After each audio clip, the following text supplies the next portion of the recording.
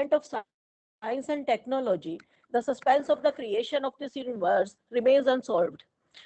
Shri Aurobindo has tackled this issue, which is going on into the minds of contemporary people every time. The question of birth remains perturbing. Another matter is that the present world is more engrossed in exploring the human psyche in his internal thoughts rather than in his outer situations. Man is more indulged. No doubt the anxieties, stresses, and tensions have turned almost everyone to be indifferent and insensitive towards the other aspects of life. Still, the real solace can be attained only when the internal whirlpool of confused or suppressed thoughts is silenced. And for this one has to seek bliss from the spiritual enlightenment. Savitri, on the part of Sri Aurobindo, is an attempt to form a clear idea of life and to make everyone aware of the fact that a far greater spirit or the divine force is at work everywhere and in man and in nature. The crux of Savitri is that the highest realms of divinity can be achieved by following the path of truthfulness and self sacrifice. The symbolic significance of Savitri is also unparalleled. Every character is symbolic here, whether it is Satyavan, Ashwapati, Savitri's father, Dumut Sen, Satyavan's father. Everyone is symbolized. Due to lack of time, I am not explaining much. The conclusion is that what Sri Aurobindo wants to highlight is the eternal battle between light and darkness. Light is the symbol of awareness, whereas darkness is the symbol of ignorance of man, which is looming large over him. The material pursuits or worldly pleasures have deprived man from his inherent qualities like cooperation, coordination, and fellow feeling. Sri Aurobindo's Savitri comes as a soothing shower on the parched minds of dejected people. That is why it has a universal significance, and it attempts to solve the problem of birth, death, and birth, the cycle of this, which in which everyone is engrossed or everyone is disturbed about that. From this, I would like to conclude my paper. Thank you, everyone. Any queries, please? Thank you, ma'am. Next is OP number 78, Rashmi Devi, research scholar, Kurukshetra University, Kurukshetra. Hello, good Rashmi afternoon, Devi. ma'am. Hello, good Yes, ma'am. afternoon, Please ma'am. continue. Yes, ma'am. Good Good afternoon. Please afternoon to all. continue. My topic of presentation is subaltern themes in Indian English literature. Subaltern is a term used by Antonio Gramsci for social groups that are subject to the hegemony of the elite ruling class. Subaltern classes include farmers, tribals, women, and other groups who were excluded from access to basic amenities and power due to racism. If we talk about subaltern studies, then it is a powerful medium for the downtrodden people to put their point in front of the society. A new mode of writing was started by subaltern studies, which gave a new dimension to see and understand literature. The subaltern who were completely rejected by the elite historians and scholars, this platform provided them an opportunity to speak and share their pain, anger, suffering, and experiences. A new history was brought to the public by subaltern scholars, which had been suppressed by the elite. By this, instead of writing history from above, it is written from below. In this literature, Dalitism was given prominence. Efforts were made to bring their problems, their experiences, and compulsions to the fore. Stories like Kisan, Stree, and Dalit in Premchand's story registered a strong presence of subaltern writing. When we approach history and cultural studies as independent fields, we find that the elites of the Western world stood against subaltern historiography. In post-colonial India, subaltern studies are reflected in various forms of historiography and literature. When the marginalized sections of the society do not have a voice of their own, then exploitation and subjugation reaches its peak. In sum and substance, it must be said that the study of subaltern themes in Indian English fiction highlights the ongoing struggle for representation, agency, and power faced by marginalized communities, not only in colonial but also post-colonial context. The interesting fact is that the subaltern class in Indo-English novels is created not by Dalit class writers, but by the elite class writers. E.M. Forster wrote in the preface of The Untouchables, and no untouchable could have written the book because he would have been involved in indignation and self-pity. Chronicles of History began to give space and voice to Indo-English history, began to write English literature in various forms. The literature portrayed the Dalits and their challenges and reality of existence. Thus, literature became the voice of the silent people who were suppressed in various walks of life. Several Dalit writers have also come forward claiming to be equal to the. A silent and safe protest could be made through the process of writing. No one was forbidden to write, and as long as they could write, they exposed the cruel deeds of the upper class. Through an analysis of literary texts taken up, this research has revealed the critical importance of acknowledging and engaging with these voices in efforts to challenge cultural hegemony and promote social justice. Thank you. Please. Okay, ma'am. Thank you, ma'am. Next is OP number 14, Dr. Hari Mohan Yadav, Assistant Teacher, UPS Jahangirpur, Galrai. And this time, this is my first time to present online platform, and I'm going to present my paper on R.K. Narayan. My topic is exploring the essence of Indian culture paradigm, a comprehensive analysis of R.K. Narayan's The Guide.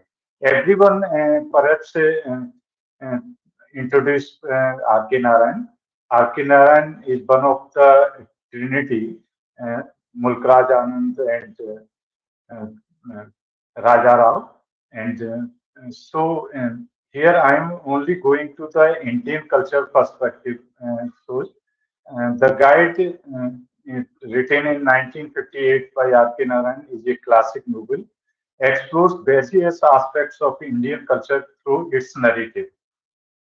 And in this paper, I try to throw a fresh light on culture perspective through this paper.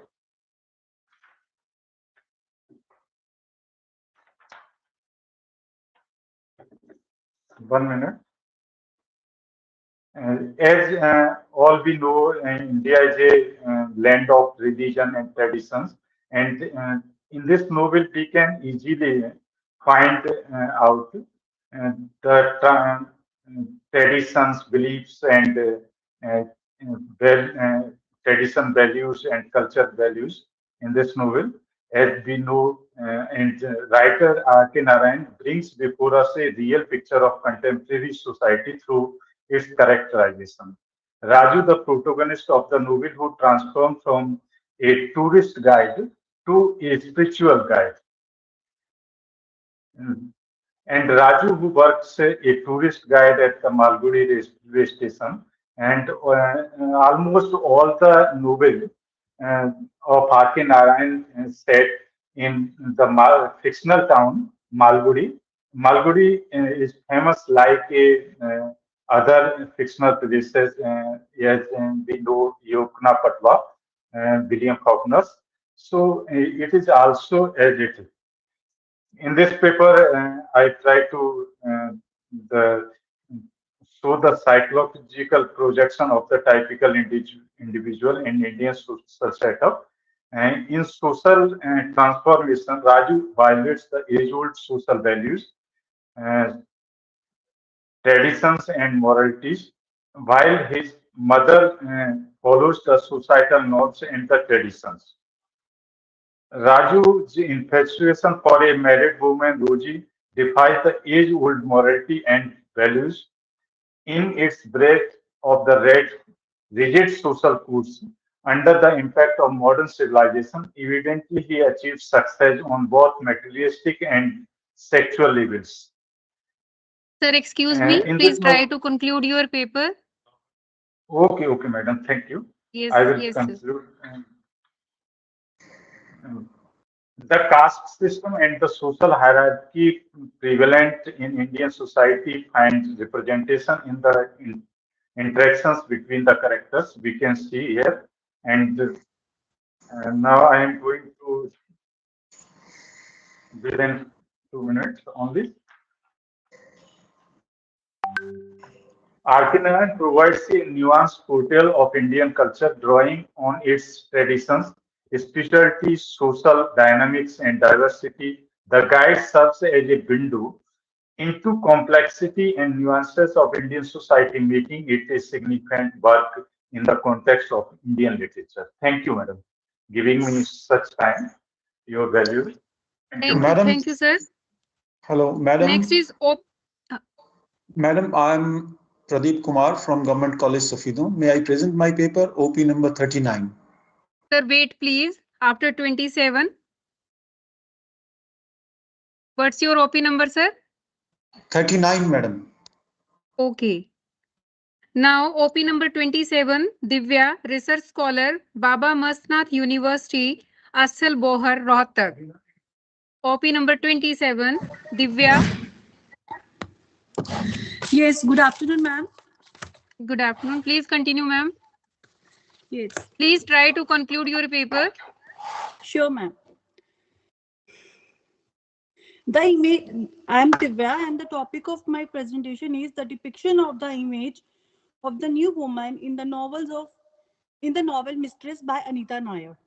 So, the image of new woman has always been contrasted to the woman in traditional role.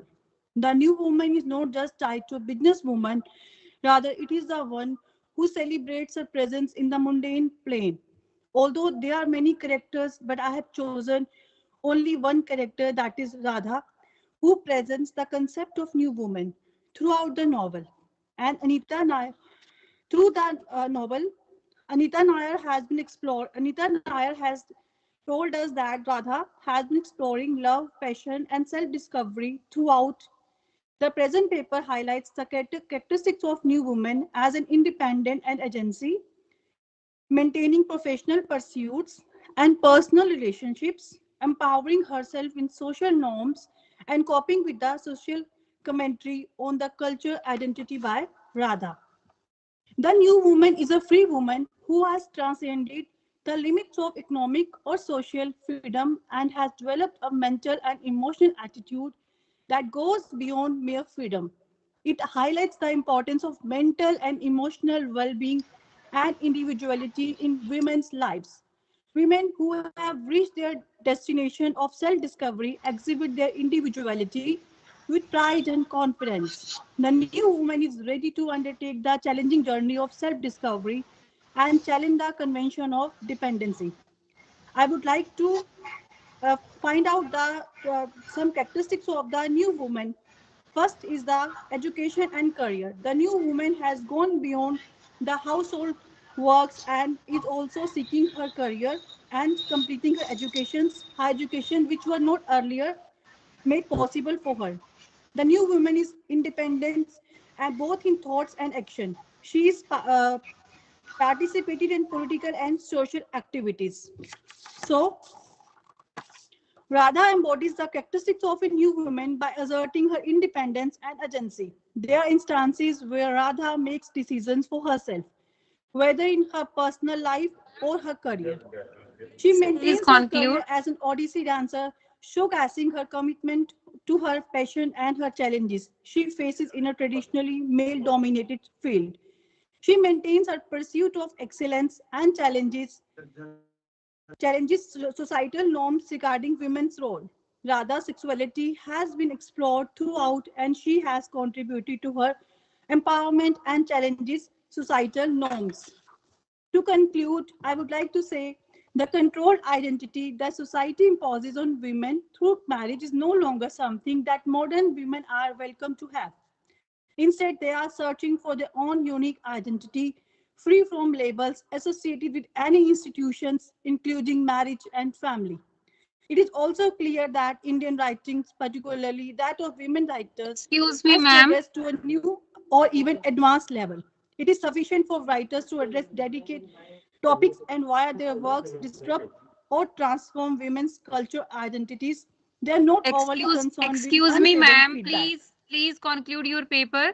Yes, ma'am, I have concluded my paper while you were talking with Okay, that ma'am. other Thank you. person. Thank you. Thank you, ma'am. Welcome. Next is OP number 39, Dr. Pradeep Kumar Sharma, Professor, Government PG College, Safido. Sir, please Thank you. conclude your paper within 1 or 2 minutes. Okay, thanks, ma'am. I'm Dr. Pradeep Kumar, Professor of English, Government. The title of my paper is Dalit Consciousness, a critique of Om Prakash Valmiki's short stories. This paper focuses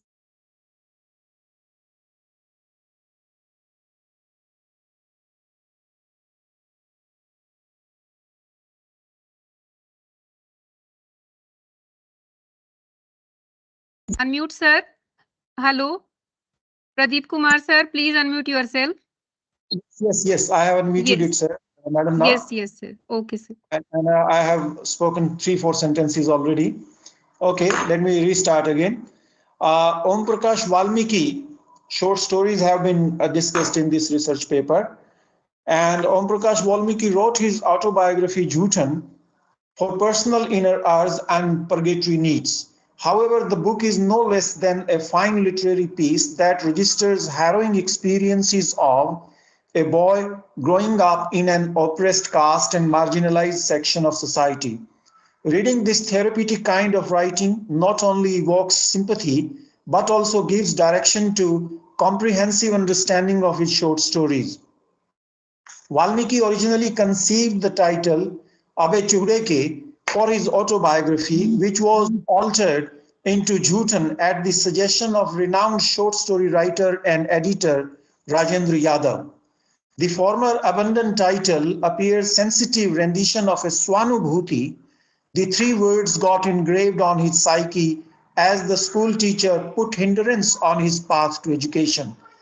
His father successfully rescues him from the progeny of Dronacharya and thus plays the role of primary socializer. But the later adopted one title is intellectual and aesthetic expression, which the author artistically incorporated. His family or his community collects jhutan or leftovers of upper caste. His mother refuses to continue doing this and revolts against Zamidar.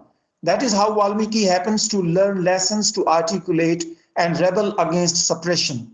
In fact, there is another dimension to such subhuman practices, that the root cause lies in extreme penury and untouchability. Poverty and financial constraints are more denigrating than the social structures and systems. Herein emerges Valmiki's Dalit consciousness, the understanding of which is crucial to map ramifications of his stories. So I have taken up only 2 stories from him. The significant aspect Yes, from this story is, please. Thank you, okay, sir. I conclude. Literature penned down from Yes, simple sir. different from literature of self experience. So the later pinpoints the painful spot that pinches severely, while the former surveys around it. Valmiki happens to write from sensitivity of his self experience realism. So he belongs to the oppressed class, and he writes in his stories his experiences. Thank you very much. Thank you very much, madam. Thank you, sir. Next is Excuse me, OP ma'am. number 28, Dr. Priyanka Kadyan, Assistant Professor, Guru Nanak. OP number 28. Yes, ma'am, I'm here. Ma'am, Thank you for yes, giving please, me. ma'am. Ma'am, ma'am, actually, in my college, examinations are going on. Ma'am, please allow me to present my paper first. Ma'am, you can present 1 or 2 minutes in. Okay. Thank you, ma'am. So should I start, ma'am? Yes, ma'am, sure. Yeah. Good afternoon, everyone. I'm Dr. Priyanka from Guru Nanak Girls College, Yamunanagar, and I'll go through my paper quickly to give you a brief outlook of my research. The topic of my research paper today is use of Indianized English in Mulk Raj Anand's novels. Indian writers who write in English and whose mother tongue is one of the many Indian languages are referred to as authors of Indian English literature. It is also connected to the artistic output of the Indian diaspora artists. A unique corpus of Indian Anglian literature was created as a result of the influence of English language, which gave a glimpse of Indian culture to the English-speaking folks. Today, this paper aims to highlight Mulk Raj Anand's use of Indianized English in his novels. Despite writing in a foreign language, Anand's themes and concerns are primarily Indian. He experimented with subjects, language, and stylistic devices. Anand rejects the notion of art for art's sake. According to him, situations ought to be accurately depicted in works of art. Rather than focusing on enjoyment or pleasure, it used address a man, his circumstances, and the issues that surrounded him. It is said that Anand was an Indo-Anglian writer who experimented a lot to make his work wholly Indian. It is not easy to play around with language, but Anand accepted the challenge with frank bracing. He skillfully incorporates Punjabi and Hindustani idioms and phrases into his writings. He uses metaphors, images, and symbols that have their root in Okay, ma'am. Indian Thank you. English. Thank you very much. Is that all, ma'am? Next. Okay, Yes, thank yes, you, ma'am. Thank you. Thank you. Next is OP number 95. OP number 95, Dr. Shelley. Unmute yourself, ma'am. You are not audible. Unmute yourself. Yes, am I audible, ma'am? Yes, yes, ma'am. Please try to conclude your paper, ma'am, within 1 or 2 minutes. Yeah, ma'am. Warm greetings to one and all on the platform. My paper attempts to undertake a feminist critique on select poems penned by Mamta Kalia, a pioneer in an uninhibited feminine expression amongst the women poets practicing Indian poetry in English. Through critical analysis and interpretation of a poetic craft, the paper seeks to provide an in-depth understanding of Kalia's contribution towards literature in representing and celebrating the multifaceted nature of women's life while focusing on the exploration and portrayal of the female psyche within her literary creations. Kalia is a well-established and renowned creative writer who has been delved into the depths of women's experiences, emotions, and identities, offering a unique perspective on the multifaceted dimensions of womanhood. The paper also acknowledges the powerful impact of Kalia towards establishing a canon for women poets practicing Indian poetry in English. An uninhibited articulation of a woman's ideas, feelings, desires, experiences, identity, and distinctiveness is referred to as the unrestrained expression of her psyche. It permits her to express her feelings, thoughts, and opinions without feeling confined by the cultural standards, expectations, and preoccupations that could stifle or restrict her voice. This idea supports women's freedom to openly discuss and explore their inner lives, accepting their uniqueness and complexity without worrying about censorship, suppression, or discontentment. It gives women the confidence to express their feelings in a genuine way by promoting acceptance and awareness to the whole range of emotions, concepts, and life events that make up their psyche. Kamala Das is the irrefutable first Indian woman poet who stunned and enthralled readers with her highly original poetry. Excuse Mamta me, Kalia ma'am. is the Please conclude. I'm concluding, ma'am. Mamta Yes. Kalia is the one who created the canon of uninhibited expression of women's inner self and showed resistance towards the orthodox social and religious codes which debilitate women's spirit and negate her identity outside the role of a mother, life, or lover. I'll just recite a small 4-line poem and then I'm going to conclude. She says, "In my hour of discontent, I neither shout nor rant. I simply fill ink in my pen and spill it with intent." Thank you so much, ma'am. Thank you, ma'am. OP number 2, Dr. Ma'am? Suruchi Sharma. Yes, ma'am. Thank you, Yes, ma'am. ma'am. Please continue, ma'am. A very And please good conclude within 1 or 2 minutes, ma'am. So, ma'am, a very good evening to all of you. I would be presenting my paper on deciphering the elements of diaspora in Kiran Desai's Halabalu in Gawa Orchard. Kiran Desai is often recognized as a diaspora writer due to her exploration of themes related to displacement, identity, and the immigrant experience. Coming straight away to these different elements of diaspora that are there in this novel, there is the sense of displacement, cultural conflict, identity crisis, hybridity, and cross-cultural encounters, themes of longing and nostalgia. Additionally, the novel explores the challenges faced by the Indian characters who have immigrated to the US. Many of them grapple with the pressures of assimilation as well as the cultural clash between the Indian heritage and the Western values dominant in their environment. This struggle is exemplified through Pinky, Sampath's sister, who adopts multiple cultural identities in order to fit and survive in America. The elements contribute to the portrayal of diaspora experience in the present novel and resonate the experiences and challenges faced by the individuals. Ultimately, the theme of diaspora in Halabalu in Gawa Orchard explores the feelings of displacement and complexities of cultural integration and the search for identity and belongingness experienced by Sampath, torn between his homeland and the new land they inhabit. Thank you, ma'am. Thank you so much for giving me Thank this you. opportunity. Thank you, ma'am. Next, OP number 90. Good afternoon, everyone. Am I audible? Yes, yes, ma'am, you are audible. Okay, my name is Anshul Arora, and today I'm presenting on the topic Nazim Iskil, Knight of the Scorpion, A Ray of Hope in Dissolution. So basically, I have analyzed the poem of Nazim Iskil, Knight of the Scorpion, with the behavior psychology. So the behavior psychology say that whatever our environment is, that our environment affect our behavior.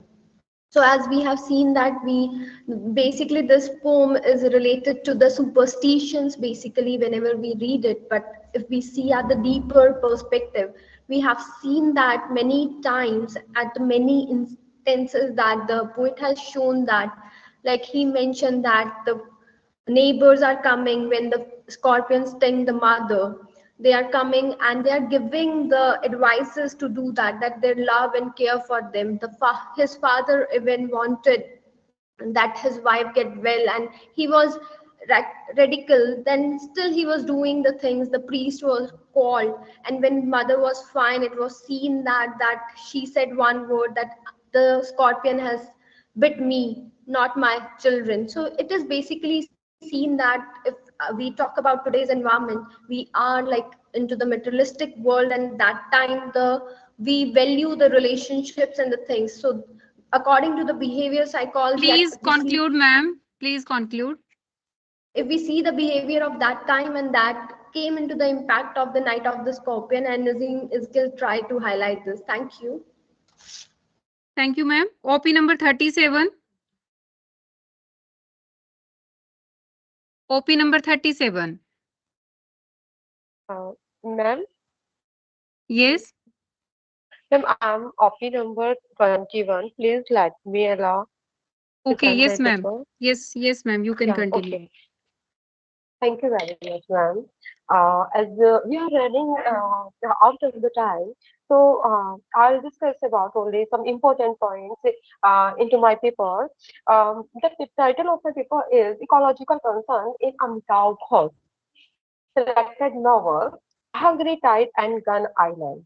Okay, it is the first novel that I'm just discussing about from the ecological point is that it is set in Sundarban, and the Sundarban is the mangrove area, and in the delta formed by the confluence of Ganges, Brahmaputra, and Meghna River in the Bay of Bengal. Actually, the Sundarban, it is an archipelago of islands. So many islands are there in the Sundarbans, and it has a rich ecological states. Through the characters named Pia, Kusum, and Fokir, we came we came to know about the degradation in the ecological state, especially of the Sundarbans. And Gun Island. Next novel is Gun Island, and the Gun Island is the sequel of the Hungry Tide. And in this novel, we also came across about the degradation of the ecological states of the Italy also. And it is the, how you can say, it is the journey from India, from the Sundarbans to the Venice or the Italy. And we came to know about the degradation in the number of fishes, especially Irrawaddy River, Irrawaddy Dolphin. And we came to know about the degradation of the water level into the earth, and we came to know about the functioning of the special type of fishes and their pattern of moving into the sea.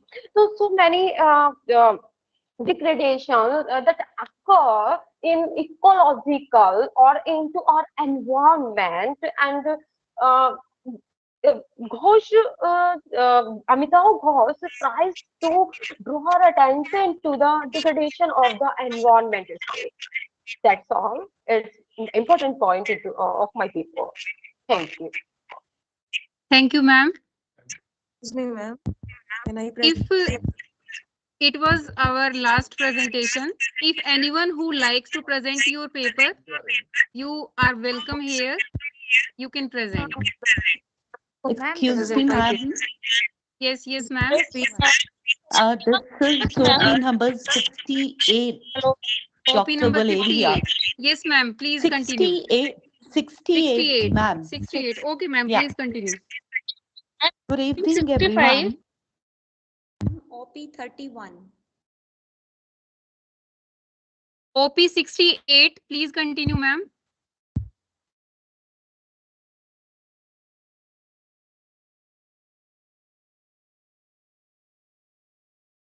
OP 68. If she's not here, can I? This is OP 31.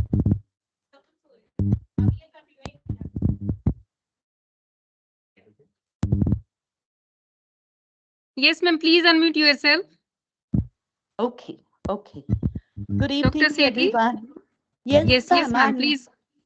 Good evening, everyone. I'm going to share my views on feminist aspects in the novels of Sashi Deshpande. Well, feminine consciousness is both a doctrine of equal rights for women and an ideology of social transformation during it to create a world for women. It is a social force, a political movement meant to draw the attention of the society to the women suffering due to the discrimination in a society that devalues them. Feminist writers across the world have in recent time attempted to probe and illuminate feminine consciousness. Various cultural and social changes have taken place to make the woman feel both more insecure and more cultural and confident simultaneously. And a common contemporary issue facing every country is about the question of a woman, or I should say, the new woman is seen as launching herself for her identity.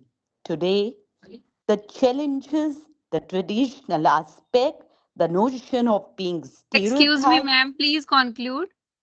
Okay, I'll do that, ma'am. Just give me a sec. Deshpande draws a very serious attention of her reader to the dilemmas of the woman and the choices they make. And it all depends upon the kind of choice they make, how they are going to shape their future accordingly, and whether they are growing to create a balance between the modernism and the traditional outlook of their. That's all from my side. Thank you so much, ma'am. Thank you. Thank you, ma'am. OP number 37. OP number 37, Dr. Suman Rani. Dr. Suman, OP number 37. Are you there, ma'am?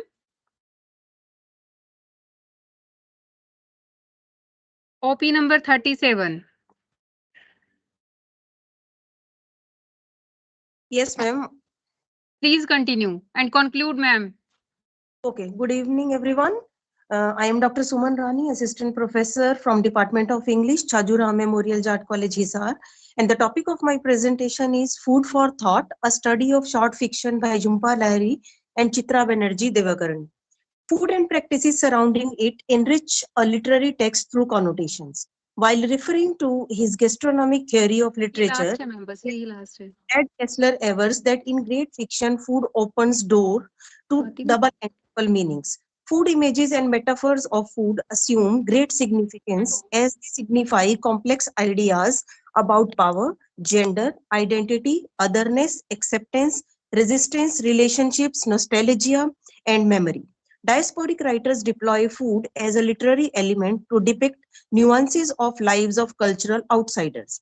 Immigrants' foodways hold a language in a different cultural location. The present paper examines the motif of food in the selected short stories from Chitra Banerjee Divakaruni's Arranged Marriage and Jhumpa Lahiri's Interpreter of Melodies. The paper analyzes how the tropes of food in the stories by these two Indian American writers are closely associated with the protagonist's journey of self-discovery. And the findings of my paper are: preserving relics from the past is a gesture of comfort and consolation for members of the diaspora. It is a means of cultivating roots and consolidating a fragmented identity. It is a therapeutic activity in which recipes and associated rituals are recorded to preserve the past particular events, social rituals, and traditions in the case of culinary memoirs. These stories depict food-assisted personal metamorphosis and the chance of taking one's life in hand.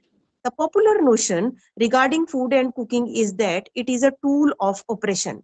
However, home cooking and kitchens can be seen as domains where aspirations and desires take roots, as places that allows identities to emerge, especially in the case of diasporic mobility. It leads to personal and cultural deterritorialization, yet completes the endless pursuit of an identity that accepts the present and appreciates and celebrates the past. Thank you. Thank you, ma'am.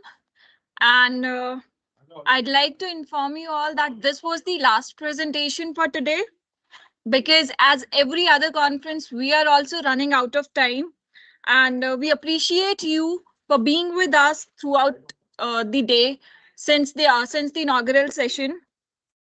It has been a long day and we are aware that you have worked hard on your papers, we were not able to provide you the platform to speak your papers. However, I must tell you that the college is coming up with a book of proceedings where we shall have the opportunity to read your insights. The letter for the same shall be shared shortly in the group. I request you all to submit your papers for the publication and proceedings of the conference. And since morning, it has been a great journey. In the very short span of a few hours, we voyaged through exploring the richness and diversity of Indian writing in English language. In the inaugural session, we had the opportunity to listen to Professor Dr. Manju Jaitka, who spoke on the relevance and need of the classics in contemporaneity. Then Dr. Himanshu Parmar voiced his concern and opinion on indigeneity and its need in the modern times. He also stressed on the fact that only in the indigenous can we find answers to the questions raised by the modern. The technical session took place under the chairmanship of Dr. Ashok Chaudhary, whose words of wisdom and motivation shall always help us move forward. The technical sessions saw some papers that were eloquently presented and that ranged from attempting to give voice to the marginal sections of the society to the much needed framework of Anthropocene through language and sensibility. Dr. Randeep Rana, chief guest for the valedictory session, tried to but could not join us due to firstly technical issues and then his work commitments, as we all can understand. I wish we could listen to his wise words.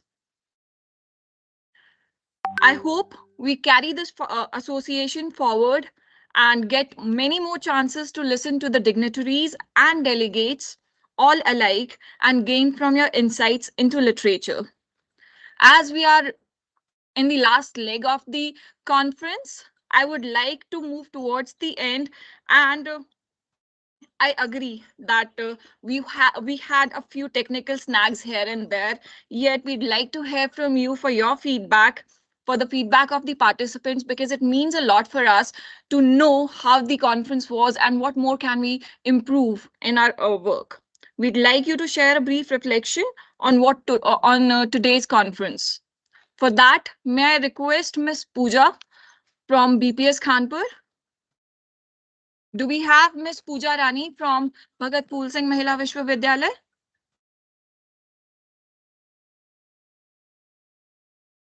Do we have anyone else who'd like to give their anyone who'd like to give a feedback of how the conference was?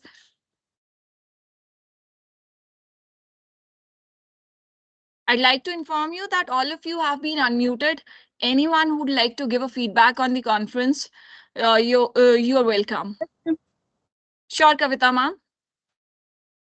A warm good evening to all of you. I am Dr. Kavita Mehta from Arya Kanya Mahavidyalaya, Shabad, Markanda, and it's my privilege to present the feedback of today's national level conference approved by Director General Higher Education, Panchkula.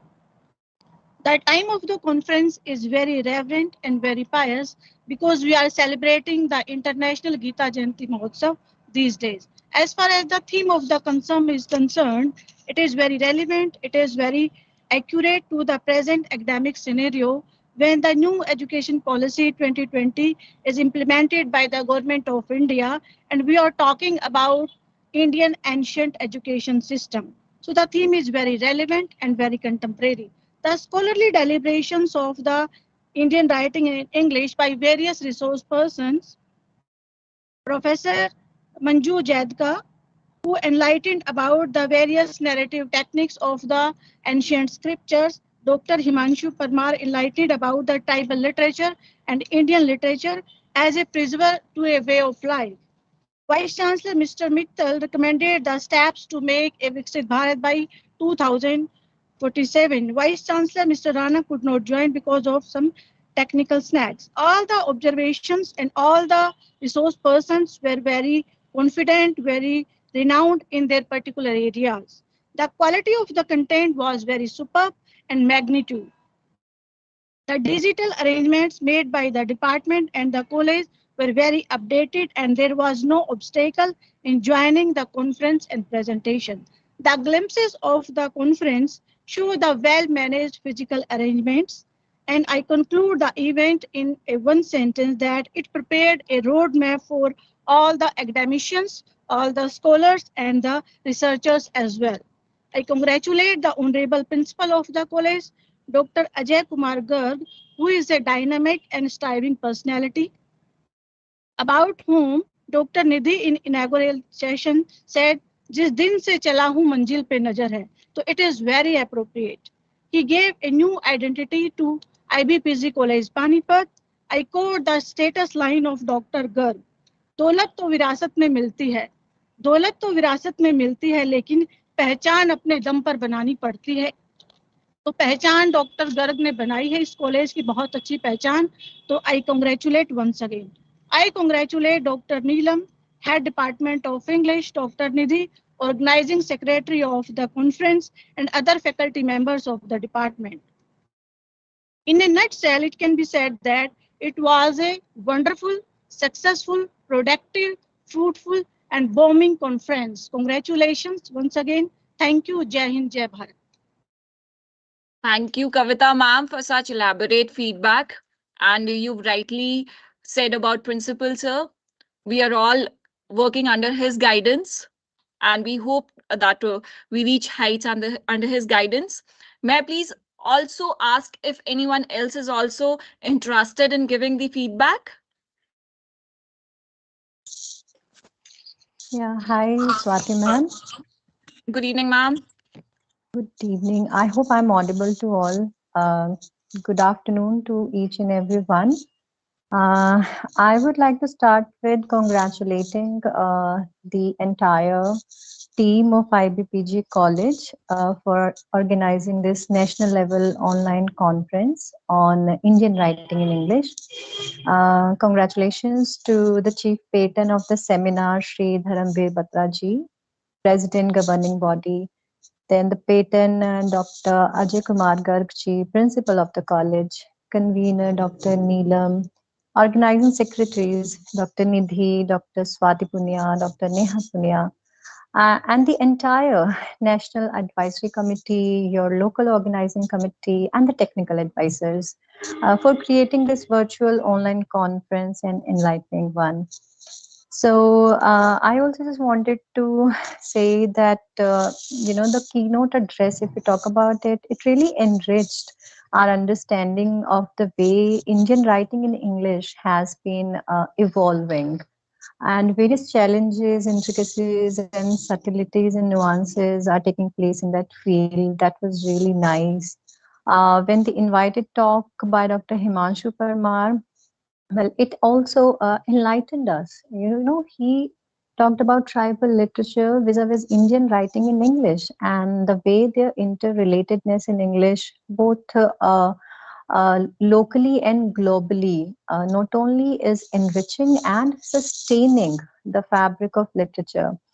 And his extensive discourse on tribal literature and the use of English language as a medium to foreground the crux and gist of the profound narratives of tribal literature in the age of modernity indeed hit a novel chord of harmony and balance in literature written in English. And I thoroughly enjoyed the technical sessions despite all the technical glitches. It was really, really nice to hear Dr. Ashok Chaudhary ji, Principal MN College, Shahabad, whose overview of the literature written in English in India, along with its new trends and currents of thought, has been quite beneficial.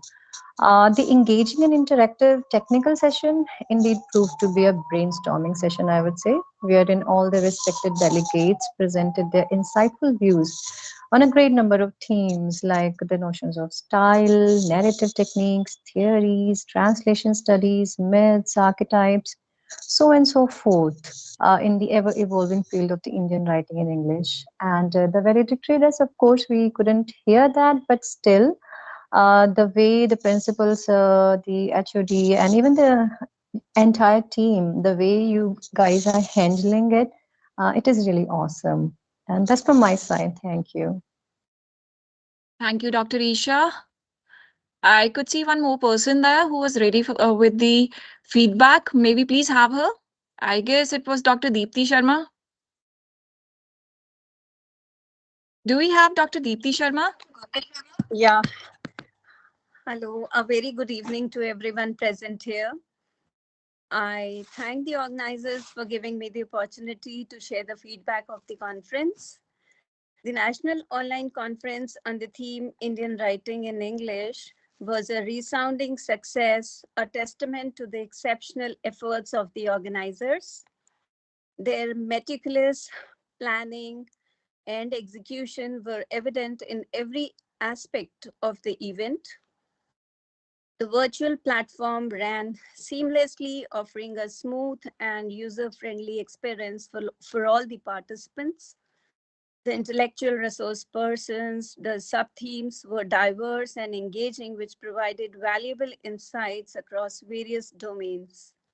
What truly set this conference apart was the organizers' commitment to the participants' engagement. Their proactive approach to coordinating with the delegates and responding to their queries promptly demonstrated a genuine dedication to ensuring a positive experience for all of us.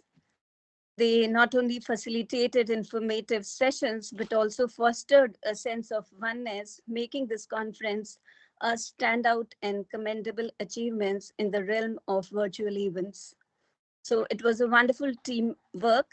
However, I would like to suggest that there could have been some more technical sessions where all the delegates could have been given enough time to present their views.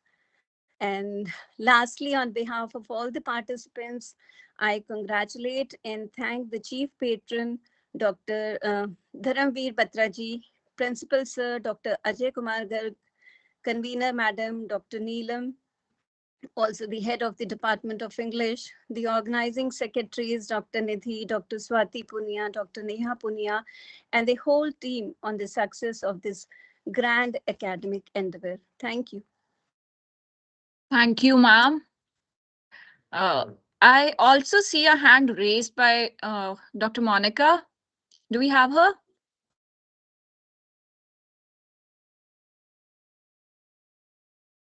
I think Monica ma'am is not available right now.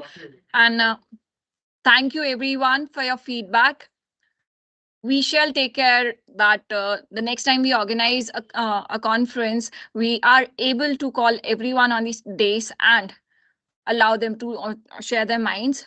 However, before we formally close the conference with the national anthem, I'd like to invite Dr. Neelam, convener, National Online Conference on Indian Writing in English, for a formal vote of thanks. Neelam ma'am, please, may I have you here?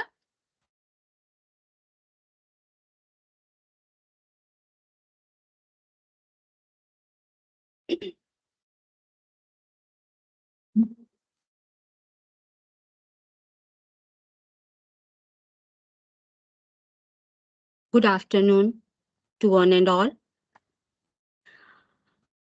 It was really a wonderful day.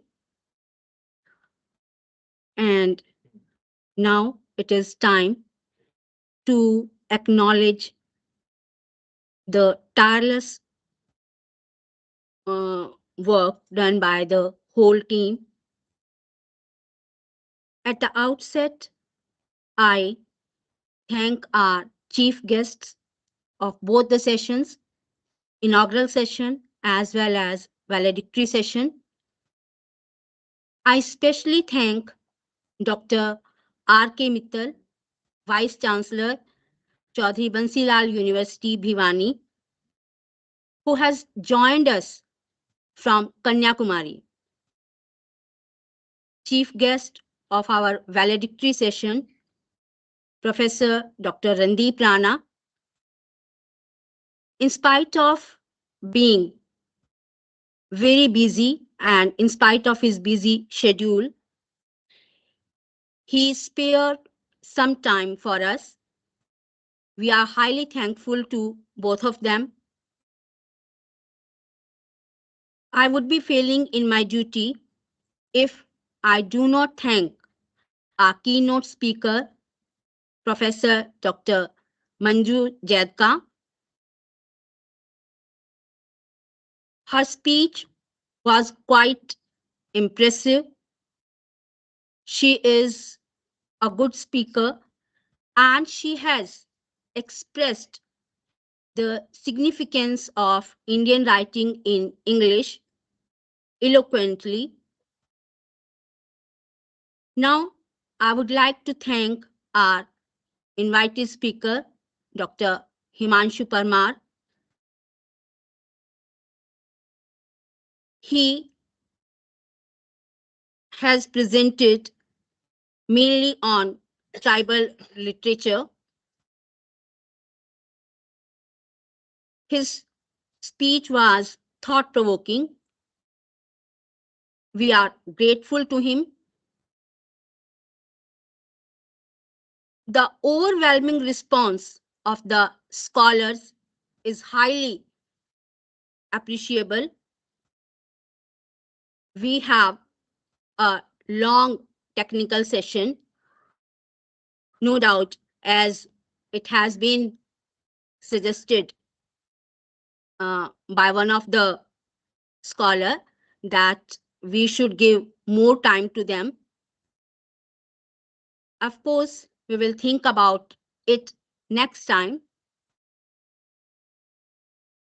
I'm also thankful to the management because without their support and guidance, such type of events can't be organized.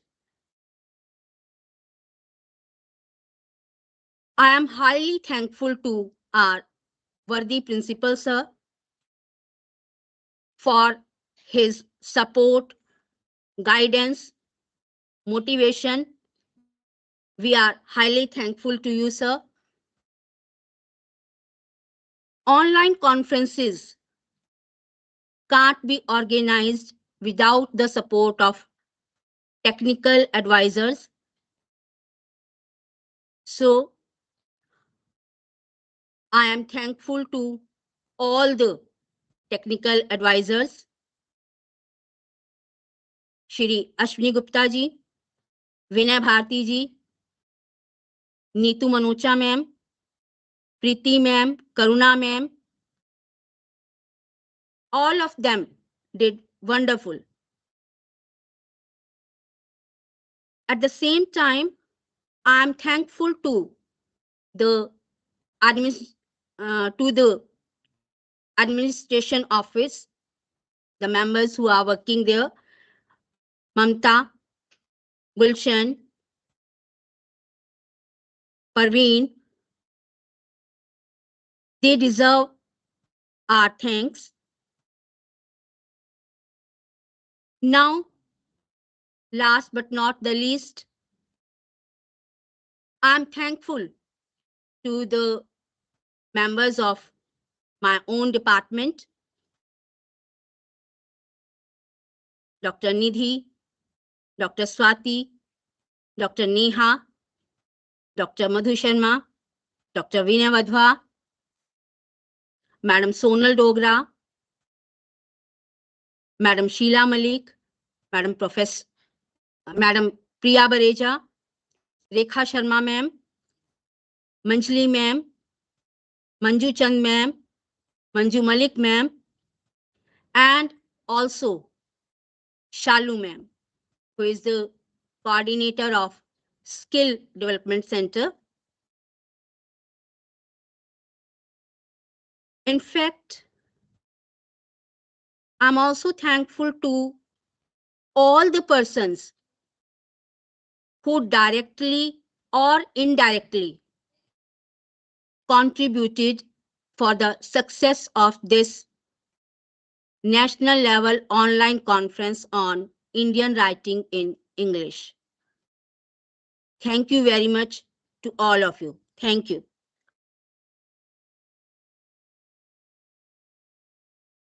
Thank you, Neelam ma'am.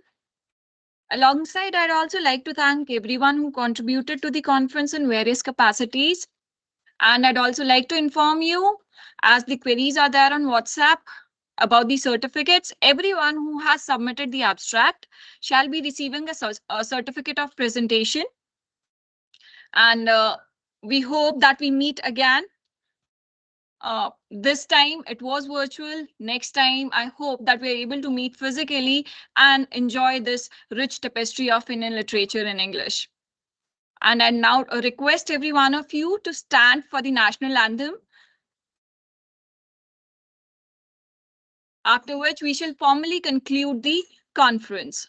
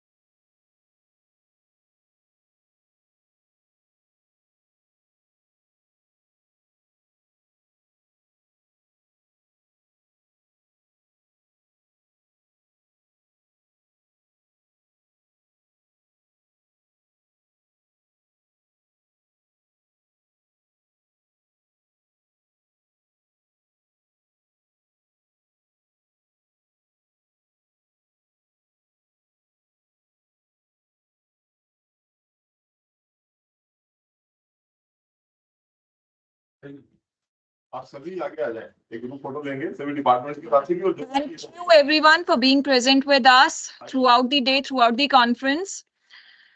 With best wishes for all your endeavors, we officially close the conference now. Thank you. Meeting closed, Tadu?